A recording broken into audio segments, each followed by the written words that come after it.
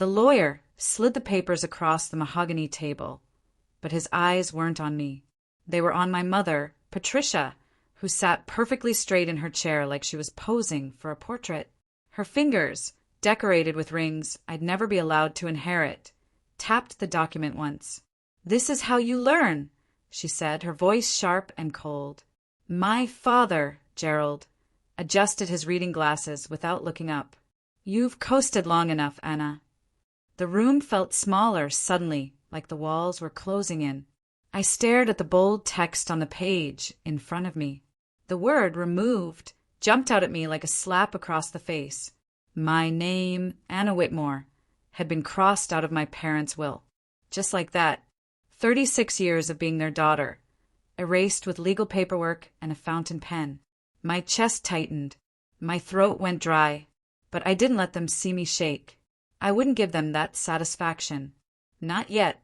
My brother Marcus leaned back in his leather chair, arms folded across his chest like a judge who'd already decided the verdict. He'd known about this for weeks, maybe months. The smug look on his face told me everything I needed to know. My younger sister, Emily, stared down at her perfectly manicured nails, refusing to meet my eyes. She was 29 and still terrified of disappointing our parents. Nobody asked if I understood what was happening. Nobody explained the reasoning beyond those cruel little statements. They just sat there, a united front of disappointment, waiting for me to react, waiting for me to beg or cry or apologize for being myself. The silence stretched out like a wire pulled too tight. I could hear the old grandfather clock ticking on the wall behind me. Each second felt like an accusation. "You're not good enough." Tick. "You never were." Tick. "We finally gave up on you." Tick. I kept my face blank, my hands still, my voice silent. My mother leaned forward slightly, studying my face with those sharp blue eyes that had always seemed to see through everything. She was searching for tears, hunting for the breakdown she'd probably imagined when she planned this little family intervention. When my eyes stayed dry, when my voice didn't crack, when I didn't collapse into apologies, something flickered across her face. Not guilt, not regret, disappointment. She'd wanted me to crumble right there at the table. She'd wanted the drama, the emotion, the proof that her punishment had landed exactly where she aimed it. That's when I understood this wasn't about teaching me anything. This wasn't about helping me grow or pushing me to be better. This was punishment dressed up as a life lesson. This was designed to humiliate me into becoming whoever they'd decided I should be. And I'd refused their script for too long. This was their revenge for my independence. "We're removing you from the inheritance," my father said, his voice flat and rehearsed like he was reading from a script, "to teach you responsibility." My mother nodded like they'd practiced this speech together over morning coffee in their perfect kitchen. "You need to understand consequences, Anna. Real consequences. Responsibility." The word sat between us like a stone, as if responsibility was something I lacked, as if I hadn't been the one answering tenant calls at midnight when pipes burst in the rental properties, as if I hadn't spent countless weekends dealing with contractor disputes and lease renewals while Marcus played golf and Emily posted vacation photos from beaches I'd never visit. But they'd rewritten history in their heads somewhere along the way. In their version of events, I was the problem child who couldn't commit to anything, the daughter who refused to grow up and settle down like normal people. My name is Anna Whitmore. I'm 36 years old, born and raised right here in this town that feels smaller every year. The middle child who never quite fit the mold my parents built for me before I could walk. I rent a small apartment downtown instead of buying the house they think I should own. I've changed jobs 4 times in 10 years, chasing better opportunities and higher salaries instead of staying loyal to companies that don't value me. I'm unmarried, which my mother mentions at every family gathering like it's a medical condition that needs treatment. According to them, these choices make me irresponsible, flighty, selfish, and immature. They never count the student loans I paid off alone without asking for a single dollar from them. The career I built without their money or their connections. The fact that I've never once called them begging for rent money or credit card bailouts.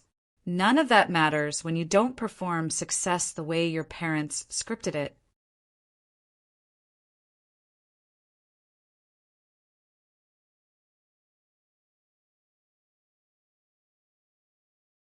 You rent because you can't commit to anything permanent, my mother had said at Thanksgiving last year, her voice carrying across the table so everyone could hear. You change jobs because you're restless and unreliable, my father added during Christmas dinner, right before the dessert course. You're not married because you're too focused on yourself, Emily contributed sweetly, newly engaged and eager to score points with our parents. Marcus just smiled that knowing smile of his, the one that said he'd won the game we never agreed to play. The golden child who'd done everything right in their eyes. Married his college sweetheart at 25. Bought a house in the suburbs at 28. Took over my father's accounting firm at 30. Everything neat, predictable, approved, celebrated. Meanwhile, I'd traveled to 12 countries. Built my career in property management from the ground up, lived my life on my own terms without apology, and for that I was being erased. As we stood to leave that suffocating office, the lawyer, Mr. Brennan, mentioned something that everyone else seemed to dismiss as unimportant background noise. The estate remains jointly owned under the family trust, he said casually, shuffling papers into his expensive briefcase. Operational management will be handled separately from inheritance distribution. My father waved his hand dismissively like he was swatting away a fly. Just legal details, nothing that concerns anyone here today. But I caught those words like catching coins someone dropped. Operational management. Separately, I tucked them away in my mind, filing them carefully for later use. My mother was already heading toward the door, Marcus checking his phone for messages, Emily gathering her designer purse. They thought the meeting was over, finished, done. They thought they'd won. I stayed quiet, my face neutral, my thoughts spinning. The game wasn't over. It was just beginning. The Whitmore family estate wasn't some emotional heirloom passed down through generations with sentimental value. It was a business, plain and simple. For rental duplexes scattered across the city, each one generating steady monthly income. 200 acres of farmland leased to local growers who paid reliably every season. A small commercial strip with 5 storefronts near the highway that brought in consistent rent. Together, the entire portfolio generated roughly $18,000 monthly in passive income that my parents treated like free money from the sky. My grandfather built it all from nothing, working himself nearly to death. My parents inherited it and let it coast on autopilot, collecting checks without understanding the work behind them. And for the past 8 years, I'd been the one actually managing every single piece of it. Tenant complaints, I handled them, usually within hours. Contractor negotiations, me every single time. Lease renewals, insurance claims, county inspections, late-night emergencies when something broke. All of it. After that meeting, my phone stayed completely silent for 3 whole days. No calls from my mother checking if I was okay or needed to talk. No texts from Emily asking how I felt about everything. Marcus didn't reach out either, not even a quick message. The silence was intentional, calculated, designed to make me feel alone and abandoned. The message was crystal clear. They expected me to disappear into quiet shame and humiliation. Maybe move to another city where I wouldn't embarrass them. Maybe finally break down and apologize for not being the daughter they wanted, the one who followed their rules and lived their approved life. Instead, something cold and clear settled into my chest like ice forming on a winter lake. A kind of calm I'd never felt before in my entire life. They'd tried to break me with rejection, to crush me with exclusion. But rejection only works if you're still begging for approval. And I was done begging, done performing, done being the family disappointment. Now I was just done. At my job, I manage commercial properties for investors who want profits without effort or headaches. People exactly like my parents, actually. I know lease agreements inside and out, every clause and loophole. I understand maintenance schedules, tenant laws, insurance requirements, and cash flow management better than most people in this business. I've negotiated with contractors who tried to overcharge, handled difficult evictions following every legal requirement, navigated complicated county regulations, and increased property values through strategic improvements that actually work. This isn't just what I do for work, 5 days a week. This is what I'm genuinely good at, what I've studied and practiced and mastered over years. And for 8 long years, I'd given that expertise to my family completely for free, every single weekend and evening. They called it helping out, or being part of the family. I called it unpaid labor wrapped in obligation and guilt. But they were about to learn the difference between family duty and professional service. 1 week after that meeting in Mr. Brennan's office, I sent a carefully written email to him as the estate trustee. The subject line read simply, Estate Management Services Professional Proposal. The message was brief, direct, and completely professional without a hint of emotion. I'm available to manage all operational aspects of the Whitmore family estate under standard industry terms and rates. Please find my professional fee structure and detailed service agreement attached for your review.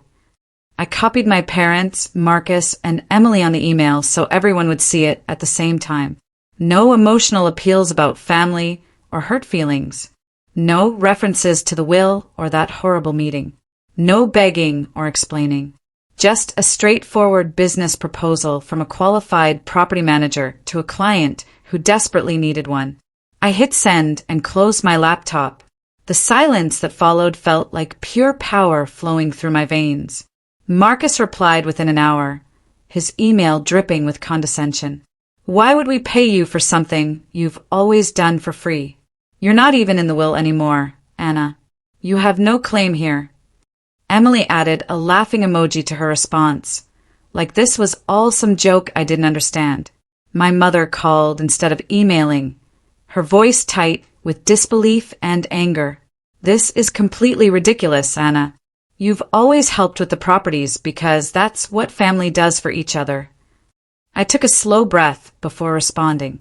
I'm no longer managing family assets as a favor, I said calmly, keeping my voice level and professional. I'm offering professional services to an estate that needs proper management. You can accept my terms or hire someone else. Your choice. She hung up on me without another word. My father sent a single line hours later. Unacceptable and disrespectful. I didn't respond to any of them. I just waited patiently, because I knew something they'd completely forgotten. The estate couldn't run itself. 2 weeks later, reality hit them hard. A tenant in one of the duplexes filed an official safety complaint with the county health department. Black mold growing in the bathroom, visible and spreading. Broken heating system that hadn't worked properly in months. Potential health code violations that could shut down the entire building. The county sent a formal notice with legal weight behind it. 30 days to remedy all issues or face fines starting at $500 per day, plus possible legal action. Mr. Brennan called my father in a complete panic, his voice shaking on the phone. My father called Marcus, expecting him to handle it somehow. Marcus had absolutely no idea how to handle contractor bids, or county inspections, or mold remediation. My mother tried calling me 6 times in one afternoon, each call more desperate than the last. I let every single call go to voicemail. On the 7th call, I finally answered. Anna, we need you to take care of this mold situation immediately. The silence on the other end of the line stretched for 30 long seconds after I stated my terms. I could almost hear my mother's pride shattering like expensive crystal hitting the floor. Fine, she said finally, her voice clipped and bitter. But this doesn't change anything about the will, Anna. You're still removed.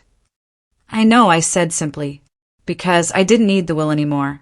I didn't need their approval or their inheritance or their validation. Within 48 hours, I had the contract signed by all parties. Limited power of attorney specifically for estate operations. Professional management fees calculated at standard industry rates that were actually quite generous. Complete authority over all maintenance decisions, tenant relations, and vendor contracts. Everything documented in writing. Everything legal and binding. Everything on my exact terms.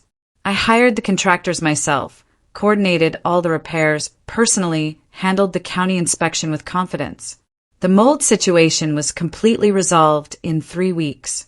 No fines, no violations. The tenant stayed and even thanked me. And I sent my first invoice. After the mold crisis was handled, the calls kept coming steadily almost daily. A commercial tenant wanted to renew their lease early at a higher rate. One of the farmland leases needed complete renegotiation with new terms. Insurance premiums were increasing sharply, and someone needed to shop around for better rates. Roof repairs on 2 buildings. Plumbing issues in another. Zoning questions about a potential property line dispute. Every single operational decision flowed through me now because nobody else knew what to do. I handled each problem efficiently, professionally, without emotion or drama. I documented everything in detailed monthly reports. I kept meticulous records of every conversation, every expense, every decision. I made the estate run smoother than it ever had in its entire history. They stopped questioning my invoices after the 2nd month. They stopped second-guessing my decisions after the 3rd. They just started depending on me completely.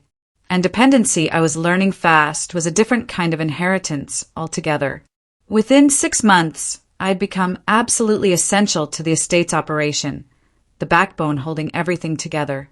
My parents still didn't invite me to family dinners or holiday celebrations. Emily didn't include me in group texts or birthday plans. Marcus still acted like I was overreaching, taking something that wasn't mine. But when the furnace died in a rental unit during a brutal February cold snap, they called me immediately. When a commercial tenant threatened to sue over a disputed lease clause, they called me in a panic.